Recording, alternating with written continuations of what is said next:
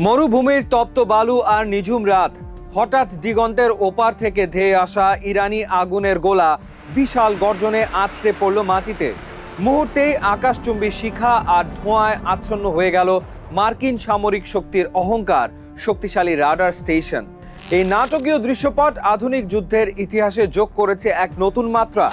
আমেরিকার অত্যাধুনিক third missile প্রতিরক্ষা ব্যবস্থার 4টি রাডার একযোগে ধ্বংস করে দিয়েছে ইরানের বিপ্লবী বাহিনী।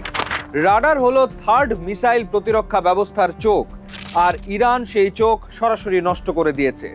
চোখ না থাকলে বিশাল এই সিস্টেমটি স্রেফ একটা লোহার স্তূপ ছাড়া আর কিছুই না।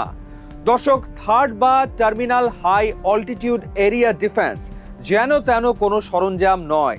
এর নামটা যেমন গাম্ভীর্যপূর্ণ, এর কাজটাও তেমনই জটিল। কল্পনা করুন, একটি বল আপনার দিকে ধেয়ে আসছে, আর আপনি মাঝ আকাশেই অন্য একটি ঢিল ছুঁড়ে সেই বলটিকে চুরমার করে দিলেন। থার্ড ঠিক সেই কাজটি করে। এটি স্বল্প এবং মাঝারি পাল্লার ব্যালিস্টিক মিসাইলকে বায়ুমণ্ডলের ভেতর বা বাইরে থাকা অবস্থায় শনাক্ত করে ধ্বংস করতে সক্ষম। আমেরিকার এই মিসাইল শিল্ড বা প্রতিরক্ষা ঢালের প্রাণভোমরা হলো এর অত্যন্ত শক্তিশালী রাডার। এটি কয়েকশো কিলোমিটার দূর থেকে যে কোনো ছোট লক্ষ্যবস্তু নিখুঁতভাবে চিহ্নিত করতে পারে।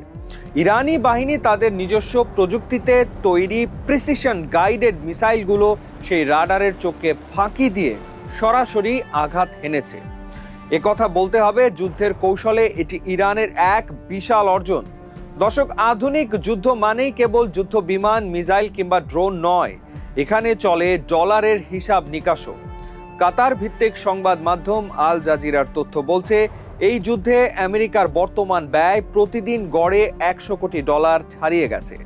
শুনতে অবাক লাগলেও এটাই রূঢ় বাস্তবতা। একটি থার্ড ইন্টারসেপ্টরের দাম প্রায় $1.27 কোটি। রাডার সিস্টেমের দাম কয়েকশো মিলিয়ন ডলার। যুদ্ধের প্রথম কয়েকদিনেই আমেরিকা যদি প্যাট্রিয়ট, টমাহাক আর থার্ডের মতো দামি অস্ত্র দেদারসে ব্যবহার করে ফেলে, তবে তাদের কোষাগারের টান পড়াটা বিচিত্র কিছু নয়। ইরানের তথ্য অনুযায়ী 4টি রাডার ধ্বংস হওয়া মানে কেবল সমরাস্ত্রের ক্ষতি নয়, বরং আমেরিকার সামরিক ইমেজেও এক বড় ধাক্কা। যেখানে একটি মিসাইল ছুটতেই কোটি টাকা খরচ হয়, সেখানে ইরানি বাহিনী তাদের নিখুঁত মিসাইল দিয়ে সেই দামি সরঞ্জামগুলোকেই অকেজো করে দিচ্ছে। দর্শক, এই ঘটনার গভীরতা বুঝতে হলে আমাদের একটু পেছনের দিকে তাকাতে হবে। মধ্যপ্রাচ্যে মার্কিন উপস্থিতির মূল স্তম্ভ হলো তাদের এই প্রযুক্তিগত শ্রেষ্ঠত্ব। আরব বিশ্বের মিত্র দেশগুলোতে এই থার্ড সিস্টেম মোতায়েন করে আমেরিকা মূলত একটি নিরাপত্তা বলয় তৈরি করে রেখেছিল। ইরান প্রমাণ করতে চাইছে তাদের দেশীয় প্রযুক্তি এখন পশ্চিমা প্রযুক্তির সমকক্ষ কিংবা তাকে চ্যালেঞ্জ জানানোর ক্ষমতা রাখে। আর ইসরায়েল ও আরব অঞ্চলে অবস্থানরত মার্কিন সেনাদের মধ্যে এক ধরনের নিরাপত্তাহীনতাও তৈরি করেছে তেহরান। প্রতিদিন $1 বিলিয়ন খরচ করা যে কোনো পরাশক্তির জন্যই দীর্ঘমেয়াদে দুঃস্বপ্ন। ইরান সম্ভবত সেই দীর্ঘমেয়াদী ক্লান্তির ফাঁদ পেতেছে। ইরানি বাহিনী জানিয়েছে তারা এই অভিযানে কোনো সাধারণ রকেট ব্যবহার করেনি। তাদের তুরুপের তাস ছিল প্রিসিশন গাইডেড বা নিখুঁত নিশানায় আঘাতকারী মিসাইল। অনেক সামরিক বিশ্লেষকের মতে ইরান গত কয়েক দশকে নিষেধাজ্ঞার মধ্যে থেকেও তাদের ড্রোন ও মিসাইল প্রযুক্তিতে বিপ্লব ঘটিয়েছে।